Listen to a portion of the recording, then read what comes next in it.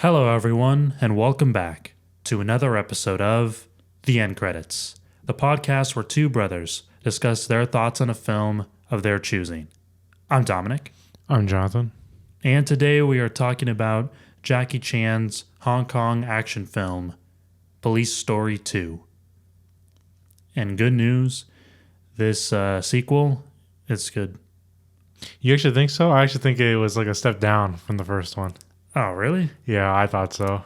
I felt that way at first, but I think as we went further into it, I started liking it. I started liking it too. I think there was some unique things within the film, like just regarding again like stunt work and cinematography and like certain cuts, like why they would do certain things. But I think like as simple as the other one was for like a story revolving around like cops, I think this one took like a step down in that realm, I guess. And that's what I think was missing from this film in comparison. Personally, I thought that the other one was very, it was very stunt heavy, and this one felt a little bit more story oriented. But we'll get into that a little bit after we get through some details. Okay. The Hong Kong action film Police Story 2 was directed by Jackie Chan with a release date of August 20th, 1988. Had a runtime of 122 minutes and it stars Jackie Chan, Maggie Cheung, Bill Tung, and Lam Kok Hung.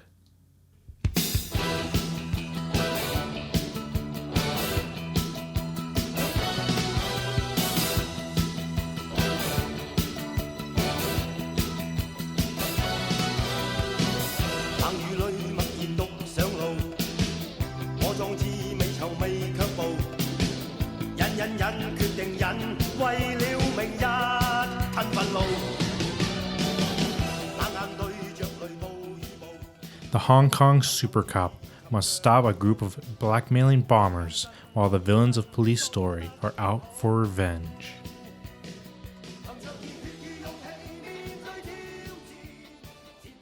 Yeah, so like I was saying, I think that the first film was definitely more stunt heavy, and I felt like that the first film was it was almost like really like focused on that. Like I felt like the story was kind of revolved around the stunt work a lot, and In one? yeah, in the first film, and I liked how in the second one we still had some pretty elaborate stunts, but I liked how it kind of focused a little bit more on like it kind of focused more on the story, and not only the story and not only Jackie Chan's character Ka-Kui, but like now it was Ka-Kui and others, and I liked that.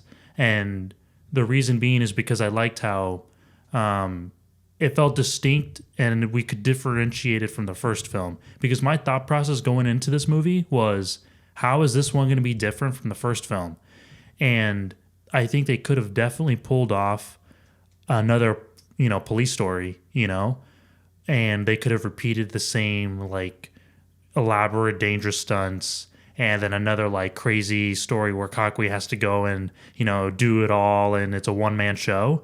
And I liked how we didn't do that. It was different, and I think it did it well. I kind of argue that it ended up the same way in the end, and I don't think the differences like amounted to anything really. I think we in this film we got to explore different areas of the characters that we saw in the previous film. Right. But I think other than that, it's like I don't want to say like unnecessary, but like I don't think I was engaged as much. It could just be because there wasn't a lot of like as much of stunt work, but like or action sequences. But I don't know. I don't think the downtime really played well in comparison to the two because like just story wise. I'm saying that I think I was more engaged to or could follow along with a cop trying to get this bad guy who's basically untouchable because of corruption, right? Mm-hmm. And that's, I believe, the villain is probably the main thing what made 2 better than 1 in my opinion, because of Chun Tao and how his whole stuff was in the first one.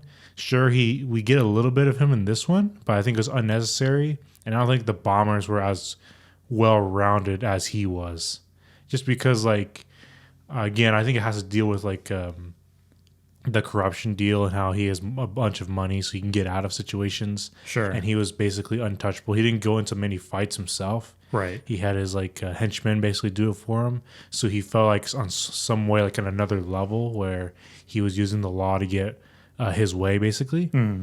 While as this bombers, they tried like the mystery route with them. So like you didn't really know who the villain was or what their purpose, was. Like we were basically trying to learn, what their motivations were and why they did, bombed all these places. Right. But I would say that those 4 people that were there, like I don't think they even were one Juntao. Like it didn't. I didn't feel anything really from them. They're like no name faces basically to me.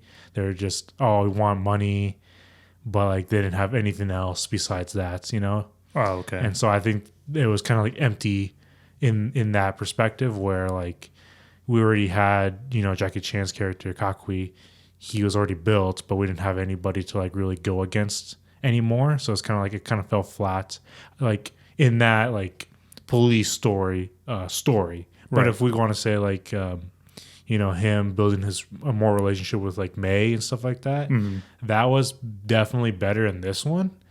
But like other than that, like, and his relationship with like his bosses, right? That was even more explored here, and I think that this one did it better technically. But other than that, I think the main police story, good guy versus villain, was lost here. I think I will agree. I think Police Story, the first film, I think it did feel a little bit more engaging, and I don't know if it was because maybe like the action sequences were more like back to back, and maybe it was just like more interesting to see Jackie a lot of the time, because I felt like in the second film, like I was saying, it's more about Ka-Kui and his team now, and we're seeing like them working together, but it was really the team kind of going after the bombers, the villain in this film.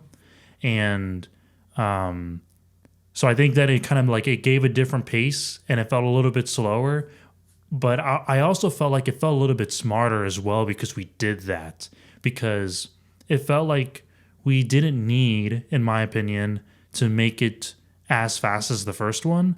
But I do agree that we did lose a little bit of something when we did lose a definitive villain, because it kind of felt like we had these 3 or 4 different people and we didn't really know their motive, like you said, just besides money. And I think it still kept it simple though, because we didn't really need to think too hard about the villains and the purpose, because obviously they wanted all this money, they wanted to do something with it. We can get that point across pretty easily, right? But for me, I liked how things did become a little bit slower. I almost feel like the comedy played better in this film than it did in the first one, in my opinion. I liked it more in this one. And I really loved the addition of the other people working with Ka-Kui. I really loved that. I thought that was smart. I was really into that whole time when they were like his team members were going after and trying to discover who the bomber was and who the threat was. I love how everyone was kind of like undercover and they were going in secret to discover who this guy was. And it was so entertaining watching, but also just like really like just seeing how they were doing their jobs together and working with each other was really awesome, in my opinion. It was a really nice, like this nice suspense and tense build up that we were just like, oh, hopefully no one gets caught and hopefully they're going to stay undercover and their cover won't be blown. And eventually it does. But it was really fun to go along with that ride, and then Ka-Kui is at the helm of it all. Yeah, I agree. Well, first, I agree with the whole comedy bits. Like, it was definitely better here. I think it was more perfected or thought out through, and there was like specific moments where like, oh man, that's so good. Like, so at one point, they fail on their mission, right? Yeah. And each higher up needs to say something to their boss, right? So like Jackie or Ka-Kui says to, his Uncle Bill to like, oh, this whole line, this whole phrase to like get out of it, right? Yeah. And Uncle Bill's like, oh man, what am I going to say to Raymond or whatnot? And Which is his boss. yeah, his boss, yeah. And then he says the exact same line. And I was like, oh, that's just hilarious. It adds this like addition that the audience knew what happened here, but we didn't really need to talk about it. Yes. And then Raymond has to go to his superiors, his bosses, and say the exact same line, and it was another step, and it added like this whole comedy bit that was like, oh, it's perfect, right? Right. So yeah, I agree. Like comedy wise, I think this film had better a thought out process, and it flowed a little bit more nicer. Yeah. And I do agree with like certain scenarios where they get to explore the team of Jackie's or Ka-Kui's, and especially like we have some certain scenes, where they had to follow a guy right throughout the city, and that was pretty interesting, just how to see what they did and how they built that up. Mm-hmm. And I guess they did build like certain names with like the officer who eventually got taken down by one of the bombers. You felt for other characters when they got in danger, especially May in this one. Oh, right, yeah. Yeah, but like again, I think in the whole like classic good guy versus villain, I think the bombers left me wanting more. It wasn't enough really, and besides that, like I think those areas exploring the teams were fine. It's just I think they added this mystery element where we didn't really have a set goal where we're following, like, okay, we were basically looking for these mystery people, right? But I don't think they delivered in that like mystery aspect. So that's why I feel like in that scenario, I thought this was a step down. But I can agree that like certain things like, we got different comedy bits. We got to explore how Ka-Kui worked with the team. We got to explore his emotional side with May and stuff like that. Right. Yeah. But like good guy versus villain, I think it was missing. Yeah, totally. And I'm almost not even sure if like the Police Story 2 story was actually supposed to be about this, single hero versus the single villain. And essentially, I guess it is, but I felt like it became more of it's more of like a team effort in this film, that's what it focuses more on, or at least that's how I interpreted it. What I also like, what I felt like that this film did, that the first film attempted to do, and I think it did well, but I felt like it wasn't as maybe like as cohesive, because it kind of was just there in terms of locations. I felt like there was iconic locations in the first film. This is true, right? But the second film, I felt like it utilized it even more and even better. Or I'm not sure if I would say better, but even more. And it was really well done in my opinion. And for example, the playground that they fought in, there was like an action sequence that they were fighting in, Ka-Kui and John Ko. And I loved like the utilization of the locations. I felt like they were just unique. That it's something that you don't see in a typical typical Western action film. And I love seeing that unique locations in an action film from Jackie Chan. My question when it comes to like just location use, is it the actual location that's just not utilized? Like, what does this location add to the film? Why choose a playground? Well, I would say, look, I don't know if it really does a whole lot to the story. I will admit that. I don't think it does a lot to the story, but in terms of a unique location for an action sequence, I thought that was good. And because just the way that they utilize like the playground, like it's such an ordinary place that you're going to come across like every day, right? and you don't think that like this whole crazy fight scene is going to take place there. And it was almost like when Jackie Chan was scouting locations, he was like, "Oh, a playground. Let's use that somehow." Like they use the monkey bars, they use like the swing sets, like the actual like playground play set. They use that as well, the slides, and I was like, that's so interesting. Like you just don't see that from a typical Western action film. So I liked what it brought to what an action sequence can be, because like it can almost be like anywhere, and as long as you get creative enough, and I felt like Jackie Chan was creative enough in this, that you were able to pull off this awesome action sequence in a playground out of all places. Yeah, and it probably worked for that scenario with John Ko. I would say though, with like the whole John Ko and Chuntao stuff, maybe the playground was like a symbolism for like it was silly, you know, maybe like a childish aspect to his character, because John Ko we see more of than Chuntao, Right. and like his whole things like kind of like a red herring where it's we think he could be the villain, but he's not really the villain in this one, and they don't really have like this ultimate like showdown besides like this playground sequence really.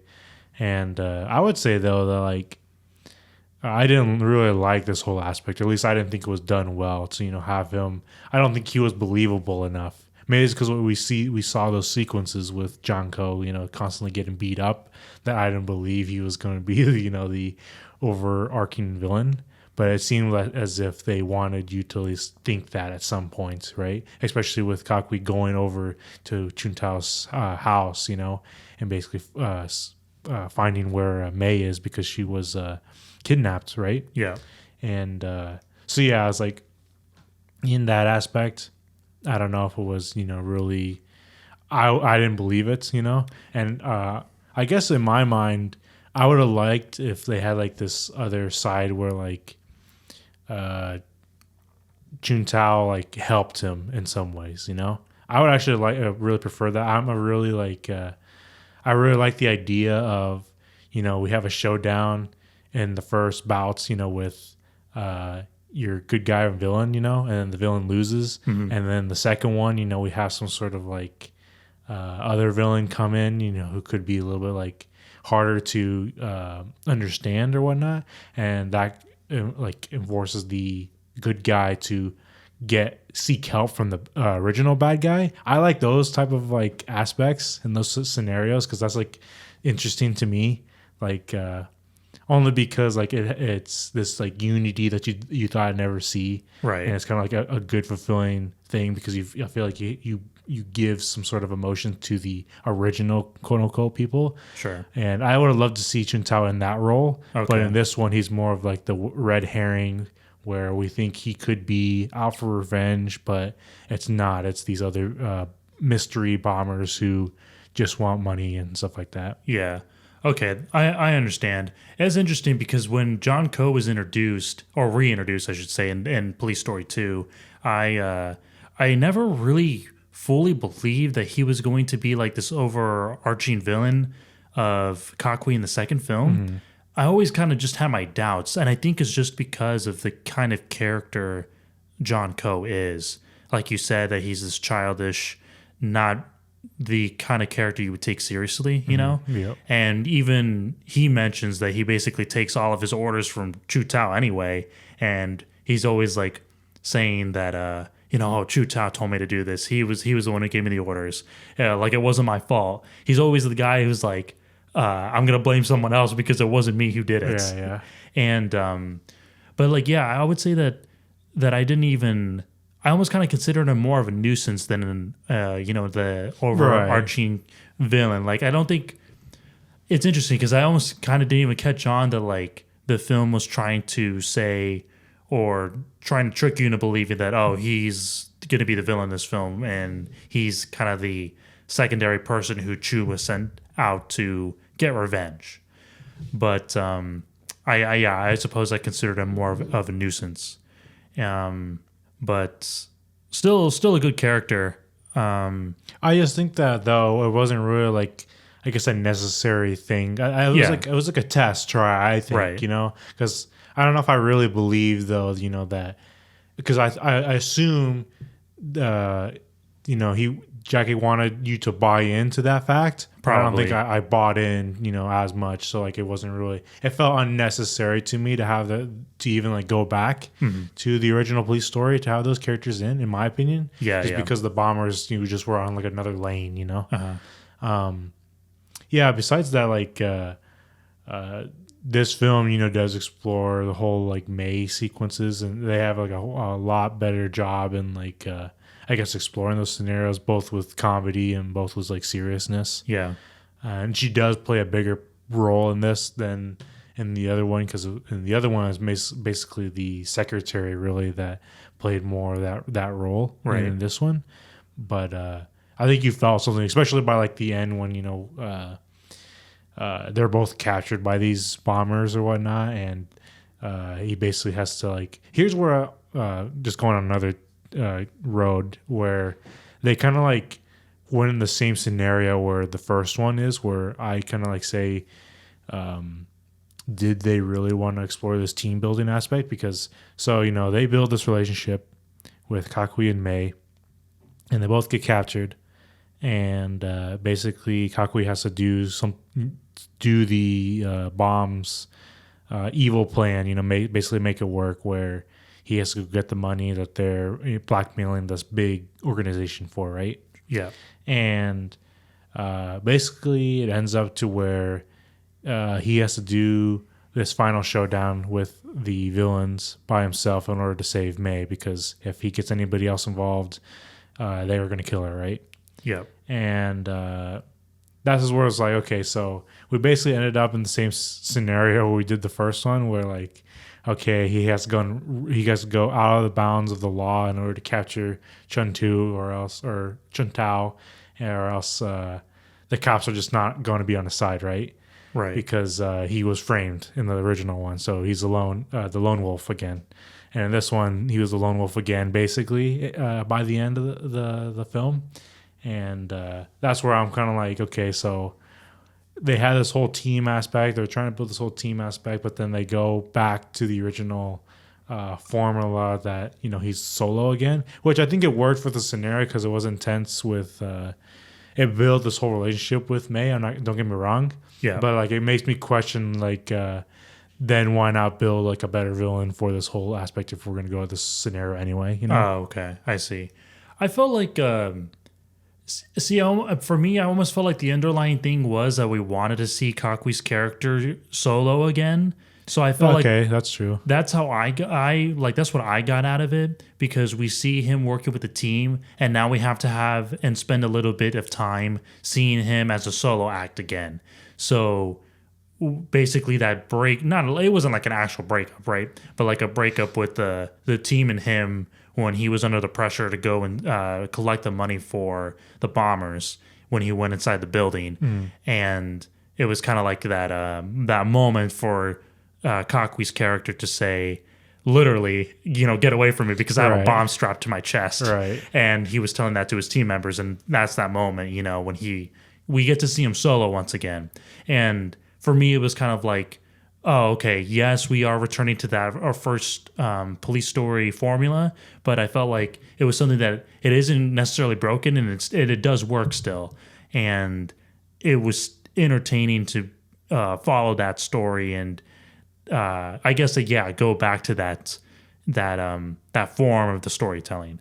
And May definitely played a much bigger role with, especially like with the solo thing. But see, I felt like that's what's a little bit different, and you said that too, that May is that like reason in this film, and before she kind of just felt like she was on the sidelines. And I actually remember you saying in the first film, when we were watching it, you were like, oh, I'm kind of surprised they don't go after May. Like you were saying, like, I'm surprised that they don't really like do anything with her. Yeah. She seemed to be like the butt of the joke in the first one. Yeah. And in this one, she actually got like a real serious part in it. And, Yeah. You know, you're glad to see that, right? Yeah.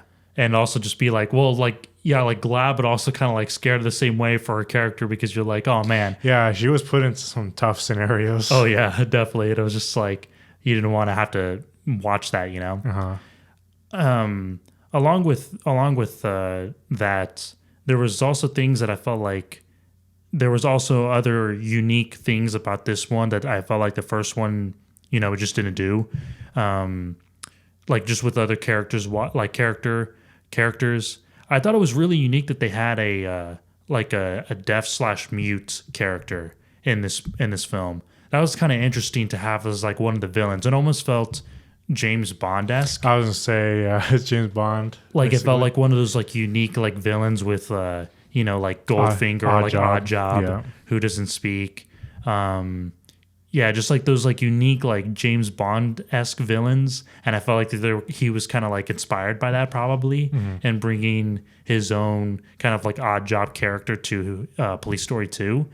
And it was just like it was different because like he was into the whole explosive stuff, but he was also into like RC cars, and that was kind of like interesting because that's what like it was like exploding RC vehicles, and I was like, okay, that's kind of interesting. And again, that's just something that you don't see from a Western action film.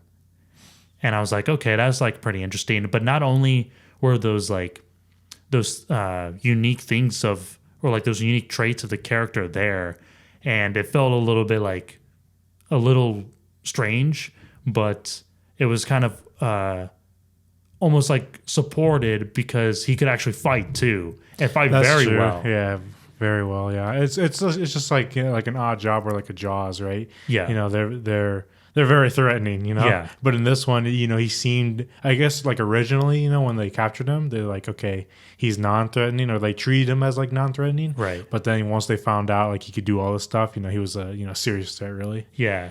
Yeah. Yeah, I think that like that was like added some dimension to the whole villain side, maybe. But yeah, again, I just think that maybe his other companions just wasn't enough in comparison, you know. Like, yeah, it's not. I miss Chuntao, you know. I was Yeah. like, come on. Not only like with the character, but I also felt like Police Story 2 utilized more technology as well, which was interesting, and it was cool to see. Yeah, with like Like their tracking devices, even like with the bomb, for example, their little like microphones that they were going to use in order to tap into the one business corporation's like meeting room. Yeah. Even like the aesthetic felt a little bit more technology-esque, like even with that meeting room. And yeah, I just felt like they actually utilized a lot more technology in Police Story 2 that kind of made it almost a little sci-fi-esque, which was kind of interesting. And I was like, oh, okay, I don't remember seeing much of this in the first film. Yeah, especially like just the amount of explosives that had to be used throughout the whole time, because you know there's exploding everything basically at this thing. It's like, man, that's got to be expensive to the budget, I assume, right? Yeah, explosions left and right. Right. I was gonna say that like I do like certain scenarios in this, like the whole bombing aspect is interesting. It's interesting because you know it starts off like as a bomb threat in the mall, you know. Oh, and right. I think that was interesting because like we didn't really know if it was real because the cops were treating it as like A hoax. a hoax. Could this be fake? Could this not be real? And I guess just it took so long until like eventually it did. We even got like a tease, you know. That was cool. Yeah, where a kid throws a ball into into the mall, and then Jackie has to go get it, and it like slows down, and this whole slow down thing is like, okay, you're expecting something big to occur, right? Well, then it doesn't. It's like, okay, that's cool, right? It and then you know eventually it does explode like after, and no one's hurt or anything, right? Right. And yeah, I think it was an interesting factor. Like at first, I think it was interesting because we didn't really know what was going on, and there was again some sort of mystery to figuring out who, you know, the big bad guy was. Right. But yeah, I just think once it got to the payoff, maybe I don't think it was as, you know, great as it could have been. There was other scenes where like Well, before you go on to that scene, I just wanted to say that I felt like what was interesting about that scene in particular was that I felt like the first film never gave us a chance to build that moment of suspension like it did in that moment when the kid threw the ball and Ka-Kui went to go, he went after it. And we had that slow motion bit where you said that like you expected something to get like something big to happen. And I felt like the first film, it was too fast in order to provide a moment like that, in my opinion. I felt like that's why it felt so different when that moment when that scene happened. And yes, there was moments of suspense and intensity in the first film, but we never really had a moment like that one where it felt like time was slowing down and we could really feel that anticipation. Yeah, especially with like nothing, no information. Really. Right. Yeah, sure. Especially that early on too, as well. Exactly. Yeah. Yeah. Also, like going to like another scene where like we just talked about the corporation where they had a bug the place. Yeah. That was pretty interesting just to see yeah. how he did it and everything like that. Like we had certain scenarios just like those. Well, like, again, I just find myself like I think it's a step down. I think in comparison to like maybe it's because I think it has to be like the simplicity of the first one where it's like I think it's everything I want out of a police story, you know. Yeah. And in this one, I would take bits and pieces of it, like especially like the May connection. That's awesome in this film. I think the whole mystery of the bomber that can be really interesting, you know. I think that his whole side with his bosses is really cool too, you know. We got to see in depth and like also just seeing him in the beginning in Police Story 2. Seeing him in the beginning get demoted and how these like intercuts to like to show his past and now his present. Like those are interesting and really basically overlooked pieces. But like I just think out of a police story, for me, it's more like a good versus bad, you know, and they both ends need to really play their parts and basically be threatening to each other. And to a certain, like, obviously the Bond people were threatening to him, right? Sure. It's yeah. just maybe it has to be maybe likability too, you know. Like I just think they just weren't as likable or as like they got away super easily, right? Like I didn't feel a moment like in the first one, you know, when Juntao escaped from the whole court case, right? Oh, right. It's like I was like, oh yeah, you get away, you know, right? Because he played this all nicely, right? Yes. It was smart, but I don't think these people ever had that sort of moment with me. It's more like, okay, I know they're bad, but we add a dimension to that badness, you know? We never really got a chance to understand why. Like Yeah. they just wanted this money. They were bombing these people and they were threatening for that money. And clearly the difference between the two films is simply the fact of we didn't have as much screen time with our villain as we did in the first film. With Chu Tao, like we got to really know the villain, understand the villain, and we didn't really get that in the second film because like we're saying, It was a mystery. it's more of a mystery.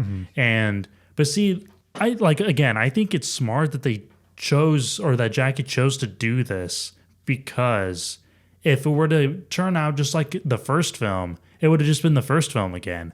So I think it's smart that he needed to do something different. And I think it was a good idea that he went this route.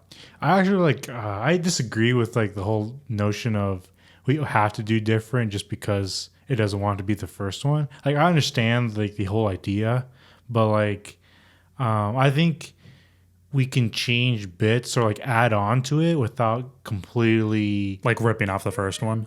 yeah, I guess it's more like I don't think we have to go in like a complete other direction, you know. I think we can explore certain scenarios and keep on with that without having to completely, you know, either rip off or like completely go off in the other direction. Yeah, I guess for me, I want to always like the first one over the second one. Yeah, me too. But like even what was interesting too with the second one, like there was a lot more scenes that were like inspired or were taken from like other movies. So like I'm gonna talk into like Rush Hour, right? And Rush Hour is like another one of Jackie Chan's films, like happened in the 90s. It started in the 90s, 98, and then went into like 2000s. And they took aspects from Police Story 2 for the Rush Hour in like every single movie. Right. I think in every single Rush Hour movie, it's like taking like an aspect from Rush Hour. Like I remember like the whole bombing scenario. Right. That's in Rush Hour 2. No, that's in Rush Hour 1 as well. Oh, yeah. Okay. Yeah, it's the whole, because they had a guy buy dynamite in Rush Hour 1. The whole bombing places is in Rush Hour 2. 2, that's what I was thinking of. And then like certain scenes, like the famous Jackie going from a wall on top of a car, flying at him. Yeah. That happened in Rush Hour 3. Yeah. So like certain scenarios, even a kidnapping happened in Rush Hour 1, that happened in Police Story 2. Oh, So yeah. like there's certain scenarios, like even the main villain from 1, Chuntao, is basically ripped off in Rush Hour, Juntao, Yeah. like there's just certain even paying money, to somebody, it was in Rush Hour 1. So Basically, they just copied Police Story. Yeah, franchise. Rush Hour was basically copied from, or at least paid homage in some way to Police Story. And we watched Rush Hour, like I feel like our whole life basically. Yeah, like we've seen it. we know it pretty well. And watching Police Story 2 it gives you like this is better, obviously. Obviously. Like, in by 10 times, I think. Yeah. Police Story was better 10 times. But it just gives you like this sort of like appreciation if you've seen those other movies. Yeah, and it gives you a sense of like not only just like with story aspects and things that were actually borrowed from from Police Story 2 or the first Police Story. It's also neat too is that I'm learning more about Jackie Chan's like moves that he usually does, like his stunts that he usually likes to do, like just simple things like him climbing up like a wall or like a fence, a gate. He does that a lot, and it was really interesting to see like these like these staples that he usually does, and I'm just like it's in these movies like where they really came from, and Right. probably other ones as well, but like just watching Police Story and Police Story 2, I'm just like, okay, so this is where like it came from. And like you said, you just get this deeper appreciation for these things that he's done Right. And all throughout his career. I would say like if we just get into the stunts, here's like another movie, where it's like, man, these people should not be doing this stuff. It's too crazy. It's too dangerous. Like I feel, but like they have heart and passion, for this. And they have the training too. Yeah, They it's like- practice a lot. It's crazy. Just seeing the stunt reels at the end every time. It's Yeah. like even watching, through, because I remember when we were watching this. He jumps from like on top of a bus to like a semi to on top of a bus. Yes. And then into like this. I guess glass, what is it called? A sign Yeah. above this like abandoned building that he's going into Yeah. to find May. And it's like, man, he shouldn't be doing these sorts of stuff. Or even like at the beginning where he has like this confrontation with John Ko at this restaurant, right? Oh, brutal. Yeah, there was a car that flies in. There's just people that going out through glass windows. Like, man, you can, I was like, Speaking of Oh. that scene, actually, I actually wanted to talk about that one because that's another one that they did a really great job utilizing the location. Notice how he used the tables, the stools, the chairs, the like the plates, the glasses. I loved how he was utilizing the locations based on its location and using everything in the room in order to like take advantage of the people he's fighting. And like you're just like watching that and like so many like glasses broken, like plates shattering, tables getting smashed on people's like bodies. It is pretty insane. And even like when we go to if we skip forward to the fight with him and the mute character, Ka-Kui and the mute character fighting, like there's a crazy scene where Ka-Kui's like, or like when Jackie Chan's like just climbing on the underside of stairs, just from his arms, like he's just climbing upstairs from the underneath side, and you're like holy crap, the upper body strength that this man has to have, and him like hanging on into The railings. Oh my god! Like Wilsey's getting kicked as well, and Even the fact that they're just throwing fireballs at each other. You Right. know, it's like, come on. yeah, they're just doing that, and then they're just like catching fire. Yeah, it's like, come on. Crazy. I actually did learn that what they did, they actually took those firecrackers, and if they wanted to create some kind of flame, they would just pour a little bit of gasoline on their jackets or on their shirts. Why? And so they could get it to ignite a little bit. Yeah, it was pretty nuts. Why? But the good thing is that those firecrackers, when you know that scene when Jack is getting hit,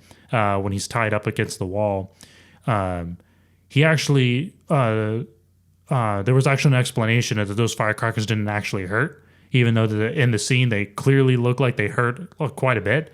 But good thing it was There's that no way. they didn't actually hurt at all. There's no way. They didn't, because they're actually the same material that you get from like those small like how are we defining hurts? Like we just like a little sting or something? There's no way he didn't feel something out of that. maybe, because it was like just like those little poppets that you find like a like a 4th of July firework like stand or something.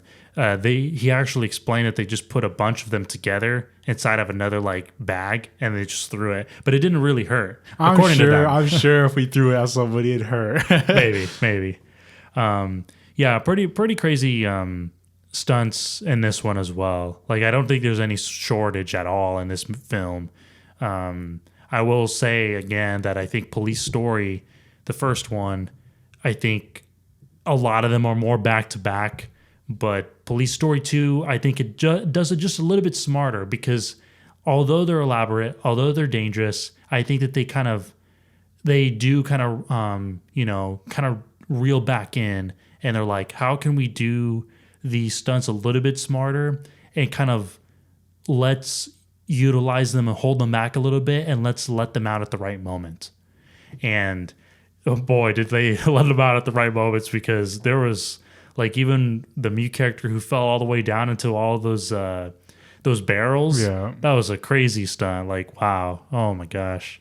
Yeah, there was good stunts, but like, was there like the light pole stunt in like the a mall? definitive one? Yeah, like that. I don't think so. Especially like with that one, he gets up after technically, but impressive. Yeah, I don't know if there was like one here. There was like close calls, with like him going down like this like tube thing. Oh right, yeah. That catches on fire. Even like when he enters like the cement like truck thing where he goes down and hits each like barrier when he goes down. It's like, oh man, that one's even like a tough one too. Oh right.